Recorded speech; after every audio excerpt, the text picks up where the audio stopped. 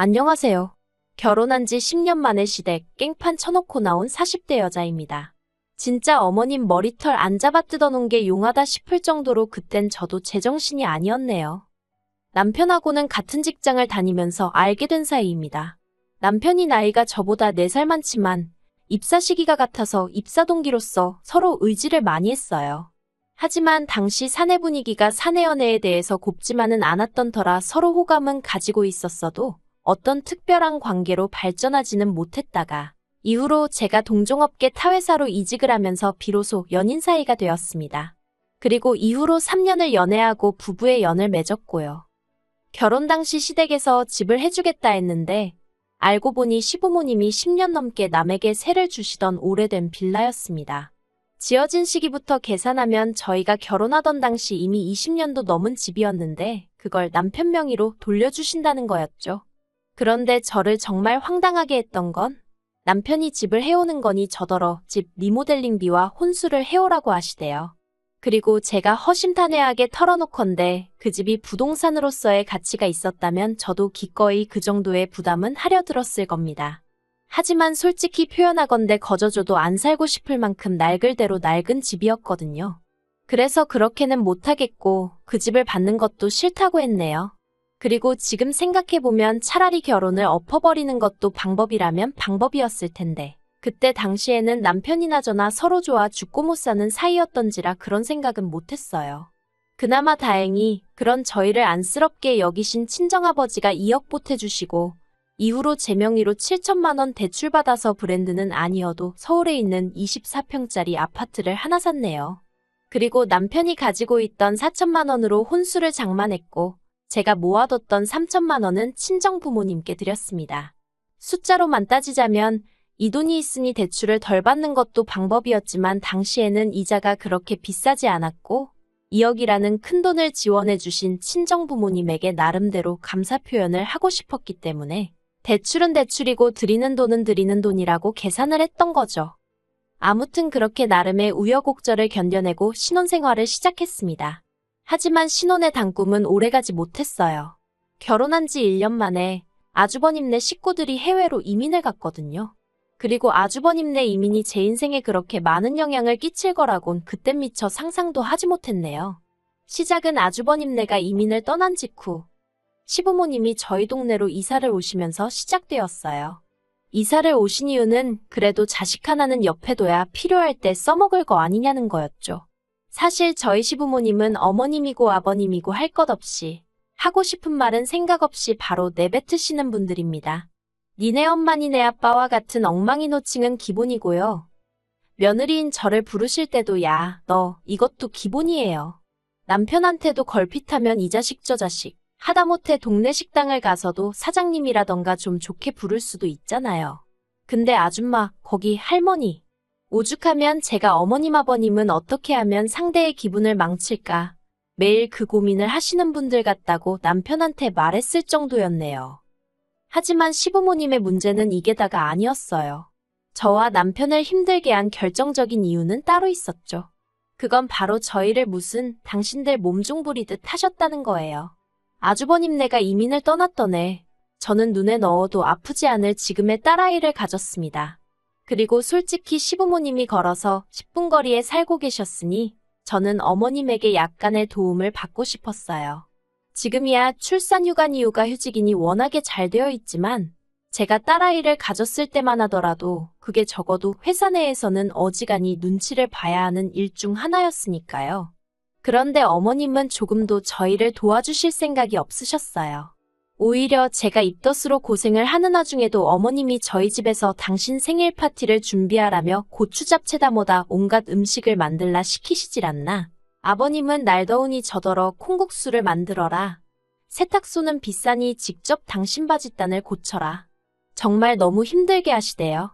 그리고 그때만 하더라도 시집 온 지 얼마 되지 않은 데다가 저희 친정어머니도 친할머니를 오랫동안 모시면서 시집살이를 호되게 하셨거든요. 그래서 저는 그렇게 살지 말아야지 했는데도 저도 모르게 보고 배웠던 건지 시부모님의 그런 말씀을 거역하는 게 쉽지가 않았어요. 그래서 남편한테 말 한마디 제대로 못하고 혼자 우국거리고 눈물 삼켜가며 맞벌이하는 와중에 생고생을 하다가 결국 친정부모님한테 엉엉 울면서 애고모고 다 포기하고 싶다며 그간의 일을 털어놓았거든요. 그랬더니 이제 상황 파악을 하신 친정아버지가 남편을 불러서 이렇게 고생시킬 거면 그냥 이혼하라고 하셨습니다. 그리고 친정아버지의 불호령을 듣고 남편은 자기는 정말 아무것도 몰랐다면서 죄송하다고 정말 저희 친정부모님께 손이 발이 되게 빌더니 제 앞에서도 무릎을 꿇고 엉엉 우는 거예요. 그래서 결국 처음이자 마지막으로 봐주겠다 했어요. 어쨌든 뱃속에 아이가 있었으니 저도 솔직히 이혼할 엄두가 안 나기도 했고요. 하지만 이후로도 남편은 솔직히 말해서 아주 든든한 방패가 되어주진 못했습니다. 그리고 그건 제가 지켜보기에 오랫동안 시부모님이 남편을 길들여온 방식에서 비롯된 것 같았죠. 저희 어머님 아버님은 소위 장남바라기셨거든요. 그래서 어려서부터 매사 아주버님에게 훨씬 많은 지원이 있었다대요. 저희 아주버님은 한국에서 대기업을 다니다 아이 교육 문제 때문에 이민을 갔어요. 그리고 거기에 수반되는 비용의 대부분을 시부모님께서 대주신 걸로 압니다. 그런데 솔직히 저는 이 사실을 알고 한동안 배신감이라고 해야 할지 실망감이라고 해야 할지 아무튼 알 수 없는 기분 나쁨에 시부모님을 마주하기가 쉽지 않았어요. 왜냐하면 제가 앞서 잠시 언급했듯이 저와 남편이 결혼할 때는 정말 다 쓰러져가는 허름한 빌라를 무슨 집이랍시고 주신다면서 얼마나 생색을 내셨는데요. 그런데 막상 저희 친정아버지가 그런 집에서 제가 사는 꼴은 볼 수 없다며 집을 해주겠다 하시니까 시부모님께서 하시는 말이 줘도 싫다는데 어쩌겠냐며 대신 당신들은 돈이 없어 따로는 한 푼도 지원해주지 못한다 하셨습니다. 그리고 이 말을 들었을 때 솔직히 서운한 마음이 없었다면 거짓말이죠. 저도 하다못해 어머님한테 실반지 하나라도 받아보고 싶었거든요. 하지만 두 분이 사는 게 어려워 가진 게 없으시다는데 어쩌겠어요? 제가 재산을 맡겨놓은 것도 아니고 그러니 아쉬움과 서운함은 컸지만 그러려니 하고 알겠다고 넘어갔습니다. 저희 친정부모님도 마찬가지셨어요. 세상에 있는데 안 해주는 부모는 없다며 없는 부모 마음은 어떻겠냐고 그러니 당신들이 이해하겠다고 저희도 시부모님을 원망하면 절대로 안 된다고 하셨죠. 그런데 1년 만에 아주버님이 이민을 가겠다 하니까 있던 집도 팔아서 목돈을 해주고 대신 꾸준히래는 저희를 부려먹으시려고 저희 동네로 오신 거더라고요. 그러니 이런 상황을 알고 마음 상하지 않을 아들 며느리가 세상에 몇이나 있을까 싶대요. 아무튼 그렇게 아주버님네와 저희에 대한 차별은 노골적이셨는데 그럼에도 불구하고 남편은 어머님 아버님의 부탁이라면 쉽게 거절하지 못하더라고요. 다만 저희 친정아버지와 한 약속이 있으니 제목까지 자기가 커버하느라 정신이 없었죠. 그리고 남편 혼자 고군분투하는 걸 보고 있으니 제 마음이 좋지 않아 결국 저도 또다시 어머님 아버님의 몸종 아닌 몸종 노릇을 하게 되었고요. 그렇게 정신없이 10년을 살았습니다.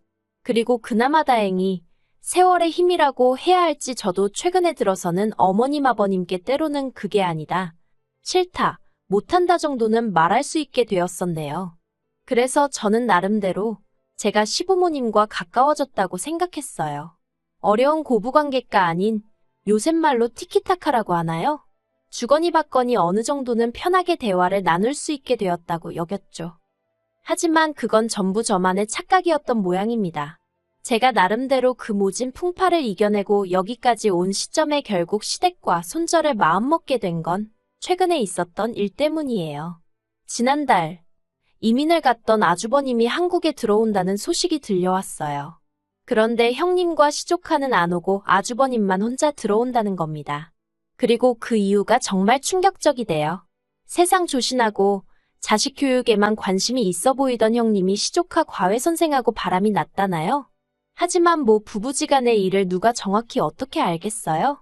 사실 제가 말은 안 했지만 남편 말로는 하도 어머님 아버님이 아주버님만 오냐오냐 키워서 아주버님이 아주 이기적이고 고집도 세다 했어요. 그리고 실제로 제가 올해는 아니지만 결혼 초 겪어보니까 남편 말이 틀린 게 아니었거든요.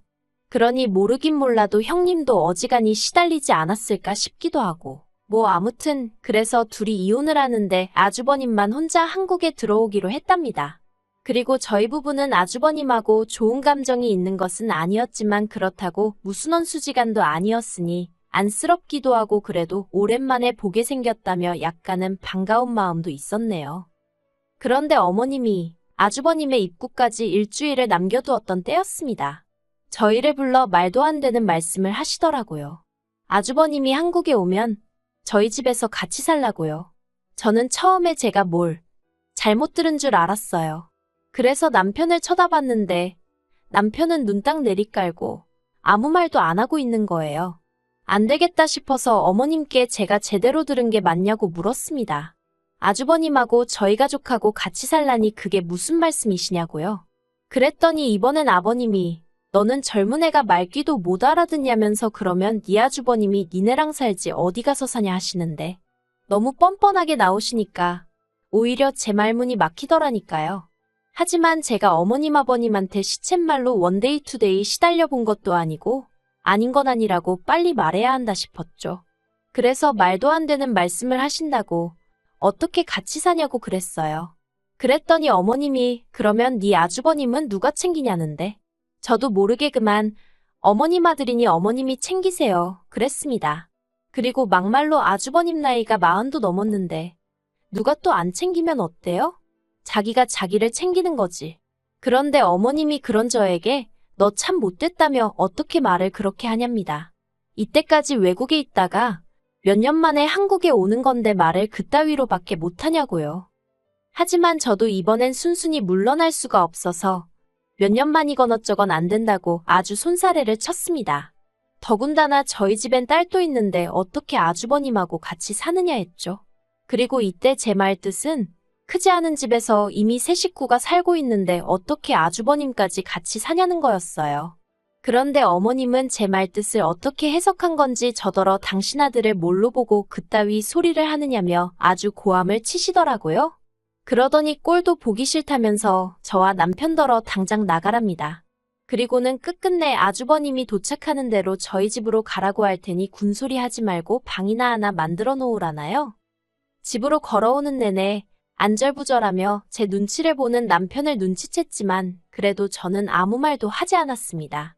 머릿속도 복잡하고 마음도 편치 않았거든요. 어머님 아버님이 화를 내셔서가 아니라 곰곰이 생각해보니 그런 헛소리가 오가는 와중에 남편이란 작자가 가운데서 눈치만 보고 있던 게 자꾸 떠올라서요. 그런데 집에 도착하고 2시간쯤 흘렀을까. 남편이 안방으로 들어오더니 저에게 말을 걸대요. 그리고 기껏 한다는 소리가 자기 부모님이 얼마나 상황이 속상하고 답답하면 그런 말씀을 하셨겠느냐고. 그러니까 자기 형이 한국에서 직장 잡고 살 곳을 마련할 때까지만이라도 같이 살면 안 되겠냐는 거예요. 형제로서 그 정도는 해주고 싶다면서요.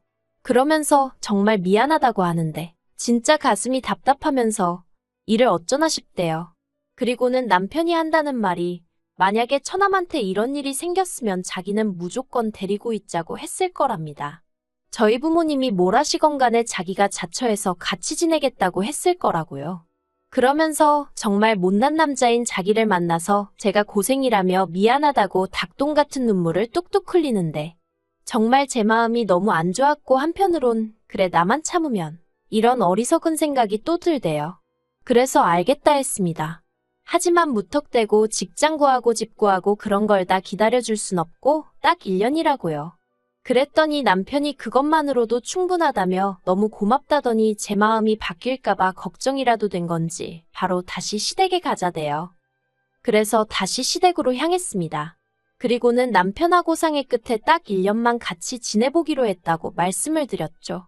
그리고 솔직히 말해서 제가 무슨 새색시도 아니고 시부모님한테 듣는 칭찬 한마디가 아쉬운 그런 상황은 아니었거든요. 하지만 그럼에도 불구하고 적어도 시부모님 두 분 다 저에게 고맙다는 말 한마디는 하실 줄 알았어요. 그런데 어머님이 하시는 말씀이 가관이었습니다. 잘 생각했다 하시더니 그러면 아주버님 오는 날에 맞춰서 아주버님 생일상도 좀 차리래요. 그 몇 년을 떨어져 있느라 생일상 한번 못 챙겨줬지 않았냐며 그간의 것 다 해준다 생각하고 저더러 생일상을 차리랍니다. 그러면서 너 잘하는 거 뭐냐 갈비랑 고추 잡채랑 연어 샐러드인가 그거랑 그리고 밥은 햅쌀 싸다가 하고 어쩌고 저쩌고 하시는데 순간 욱하는 거예요. 아니 데리고 살아준다고 했으면 그것만으로 감지덕지 하시지 곧장 하는 김에 이거 해라 저거 해라. 아차 싶고, 역시나 싶고 내가 하마터면 큰 실수를 할 뻔했구나 싶은 게. 그래서 어머님더러 제가 스톱. 이랬습니다. 제가 잠깐 미쳤던 것 같다고. 아무래도 아주버님하곤 못 살겠다고요. 그리고는 뒤도 안 돌아보고 시댁에서 나왔습니다. 그랬더니 남편이 쫓아나와서는 이게 무슨 짓이냐면서 아까랑 말이 다르잖아 하는데 제가 남편더러 당신은 어머님이 하시는 소리를 듣고도 지금 그런 소리가 나오냐고 되물었어요. 고마워할 줄을 모르고 아주 바라는 것만 많다고요. 그리고는 내가 미쳤냐고 어머님 아버님 종년 노릇하는 것도 지겨워 죽겠는데 사지육신 멀쩡한 당신형 수발까지 들어야 되냐 하고는 그렇게 당신형이 걱정되고 안쓰러우면 당신이 나가서 데리고 살라고 소리를 찔렀죠. 그런데 그렇게 해도 분이 안 풀리는 거예요. 그래서 다시 시댁으로 쫓아가서는 냉장고에 제가 해서 채워놓은 반찬이고 뭐고 다 끄집어냈어요. 막 그때는 정말 제가 생각해도 미친 엑스 마냥 분이 안 풀려서 닥치는 대로 쓰레기통에 쳐박고 그러다 현관을 나오는데 제가 사드린 어머님 아버님 신발이 눈에 띄대요. 그래서 그것도 그냥 발로 냅다 걷어차버렸습니다. 그리고는 씩씩거리면서 남편더러 너도 내 집 들어오지마 했네요. 이혼 서류 네 회사로 보낼 거니까 못 받았다 개소리하지 말고 도장이나 찍어서 보내라고 악다구니를 쓰고 왔죠. 집에 오자마자 비밀번호 바꾼 건 기본이고요. 그리고 그날 보여준 제 모습이 남편이나 시부모님에게 어지간히 충격적이었나 봅니다.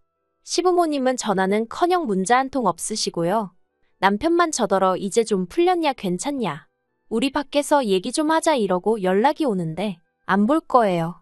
서류 보냈는데 제때 대꾸 없으면 소송을 걸어서라도 이 지겨운 관계 끝장내버릴 생각입니다. 딸아이한테는 저도 엄만데 왜 미안한 마음이 없겠어요? 하지만 등신마냥 당하고 사는 모습을 보여줄 바엔 혼자서도 얼마든지 즐겁게 살아가는 엄마를 보여주는 게 100배 1000배 나을 것 같단 생각입니다. 그리고 날짜상으로 계산해보니까 아주버님은 어제 들어왔을 것 같거든요. 잊혀 죽는 날씨에 그 좁아터진 집구석에서 40도 넘은 아들 둘 데리고 한번 살아보세요, 어머님.